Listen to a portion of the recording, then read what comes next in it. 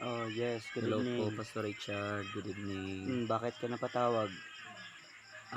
Tumawag po ako kasi meron po akong problema at gusto ko pong magpa-advise. Kasi po naguguluhan ako at hindi ko po alam kung ano yung aking gagawing decision.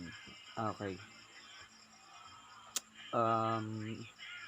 About sa paggawa ng decision, ang verse na ibibigay ko sa iyo is Proverbs chapter 3 verse 5.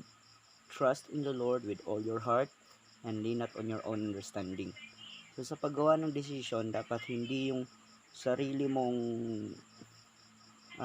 kakayanan ang gagamitin mo o sarili mong talino ang gagamitin mo sa paggawa ng desisyon, kundi kailangan mong manampalataya at magtiwala sa desisyon ng Panginoon para sa buhay mo at mag-pray ka na ibibigay ng Panginoon sa iyo ang tamang pagdesisyon. Salamat po. Bye-bye. Okay.